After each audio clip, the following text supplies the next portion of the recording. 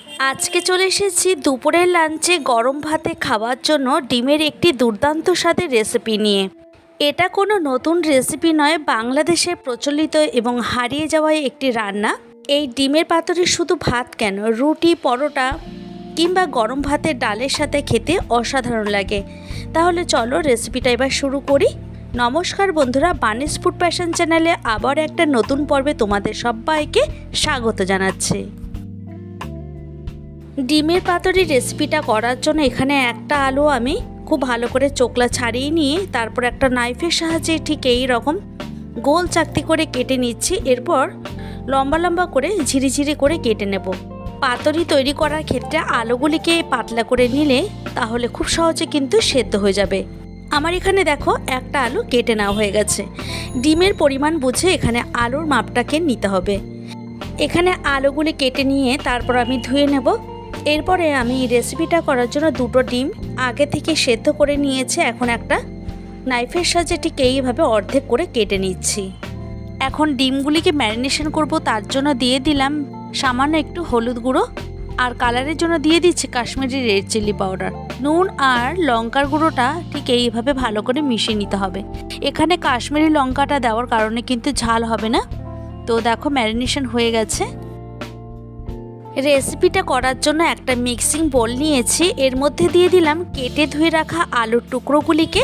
ঝালের জন্য নিয়েছি এখানে 4টে কাঁচা লঙ্কা বাটা, একটা ছোট সাইজের পেঁয়াজ কুচি, আর একটা পেঁয়াজের কিছুটা অংশ আমি শিলনোড়ায় ভালো করে বেটে নিয়েছি, মানে থেতো করে নিয়েছি। 4 থেকে 5 কোয়ার মতো রসুন শিলনোড়ায় থেতো করে নিয়েছি। একটা ছোট সাইজের টমেটো, সেটাকেও আমি কিন্তু বেটে নিয়েছি। এরপর একে একে মশলাগুলি দিয়ে দেব। যেমন দিয়ে দিলাম হলুদ গুঁড়ো, এরপর দিয়ে দিচ্ছি কালারের জন্য কিছুটা পরিমাণে Kashmiri red chilli powder, half teaspoon জিরের গুঁড়ো, আর দিয়ে দিচ্ছি বেশ খানিকটা পরিমাণে ধনেপাতা কুচি। স্বাদের জন্য দিয়ে দিলাম নুন। এখন এই সমস্ত উপকরণগুলিকে একটা স্পুনের মাধ্যমে খুব ভালো করে মিশিয়ে নিতে হবে। এতে কি হবে, আলুর মধ্যে সমস্ত নুন এবং মশলা ঠিকমতো ঢুকে যাবে। এখানে আমি 4 থেকে 5 মিনিটের মতো খুব ভালো করে মেখে নিলাম আলুগুলিকে। এরপর আমি এর মধ্যে দিয়ে দিচ্ছি পরিমাণ মতো সর্ষে তেল। পাতুরি তৈরি করার ক্ষেত্রে তোমরাও যদি সর্ষে তেল ব্যবহার করো, খেতে খুব ভালো হয়। আমি এখানে হাতে সময় নিয়ে আলুটাকে ম্যারিনেট করছি, আর এইভাবে মাখতে মাখতে আলুটা অনেকটা সফট হয়ে গেছে। এভাবে রেখে দেব 10 থেকে 15 মিনিটের জন্য। ডিমের পাতুরি তৈরি করার জন্য আমি এখানে একটা পুরনো কড়াই ব্যবহার করছি, কারণ অনেক সময় দাগ হয়ে যেতে পারে। এরপর একটা কলা পাতা আমি কড়াইতে ঠিক এইভাবে বসিয়ে দিলাম। পাতাগুলি অনেক দিন ফ্রিজে থাকাতে এই রকম হলুদ হয়ে গেছে, তবে কোনো ব্যাপার না। আমি দেখো আরও একটা কলা পাতা ভালো করে ধুয়ে মুছে আগুনে সেঁকে নিয়েছি, না হলে কাঁচা পাতা ভেঙে যেতে পারে। সেক্ষেত্রে কিছুটা পরিমাণে সর্ষে তেল এইভাবে গ্রিস করে দিচ্ছি। এতে কি হবে, ডিম বা আলু সহজে উঠে আসবে। এরপরে ওই কলা পাতার ওপর এই পাতাটা আমি এইভাবে বসিয়ে দিচ্ছি। এরপরে ম্যারিনেশন করে রাখা আলুগুলিকে এর মধ্যে ঢেলে দিচ্ছি, তারপর এইভাবে সাজিয়ে নেব। তোমরা তোমাদের পছন্দ অনুযায়ী ডিম বা আলুর পরিমাণটাকে বাড়িয়ে বা কমিয়ে নিতে পারো। এখন দেখতেই পাচ্ছ আমি ডিমগুলিকে ঠিক এইভাবে সাজিয়ে নিচ্ছি। এর আগেও তোমাদের সাথে শেয়ার করেছিলাম লতি চিংড়ির পাতুরি, আজকে শেয়ার করলাম ডিমের পাতুরি। এই পাতুরি রেসিপিটা তোমরা যদি এর আগে কখনো না ট্রাই করে থাকো, তাহলে অন্তত একবার ট্রাই করে দেখো। আমি বলছি না, খেয়ে তোমরা কমেন্টের মাধ্যমে জানাবে। এরপরে বাকি তেলটা আমি এর মধ্যে দিয়ে দিলাম। এরপর একটা লিড চাপা দিয়ে দেব। এখন চলে যাব গ্যাসের ওভেনে। গ্যাসটাকে অন করে নিয়ে কড়াইটাকে বসিয়ে দিলাম। এখন হাই হিটে 2 মিনিটের মতো রান্না করে নেব।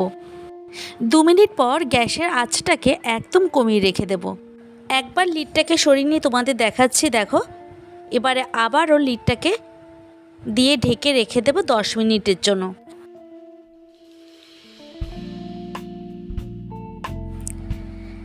প্রায় 10 থেকে 12 মিনিট পর ফিরে এসে তোমাদের দেখাচ্ছি, দেখো কতটা কালারফুল হয়েছে। এবারে আমি অন্য একটা পাতার মধ্যে কিছুটা পরিমাণে তেল ঠিক এইভাবে গ্রিস করে নিচ্ছি। এখন ডিমের পাতুরিটা অন্য একটা প্লেটের উপর রেখে তারপর এভাবে প্লেটের ওপর বসিয়ে দিলাম। খুব সাবধানে উল্টাতে হবে, না হলে কিন্তু ছিঁড়ে যেতে পারে পাতাটা। এরপরে ডিমের পাতুরিটি আমি কড়াইয়ের মধ্যে বসিয়ে দিয়ে চলে যাব গ্যাসের ওভেনে। এখন ডিমের এই পাতুরিটার এই সাইডটা হওয়ার জন্য আরও 10 মিনিট ওয়েট করতে হবে। একদম গ্যাসের ফ্লেমটাকে লোতে রেখেই পুরো রান্নাটি আমি করে নিচ্ছি। হাই আঁচে দিলে পাতা পুড়ে গেলে সমস্ত মশলা সহ ডিম আলু পুড়ে যাবে, সেক্ষেত্রে সেটা খেতে একদমই ভালো লাগবে না। এবার একটা ঢাকনা চাপা দিয়ে দেব।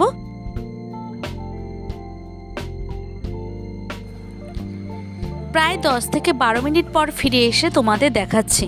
দেখো কতটা কালারফুল হয়েছে, খেতেও কিন্তু অসাধারণ হয়। এবারে গ্যাসের ফ্লেমটাকে অফ করে দিয়ে একটা সার্ভিং প্লেটে সার্ভ করে নিলাম।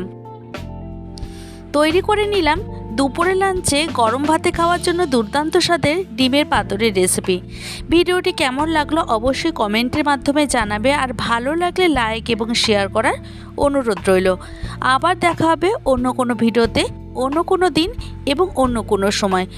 তোমরা সবাই ভালো থেকো, সুস্থ থেকো। আজকের ভিডিওটা আমি এখানেই শেষ করছি।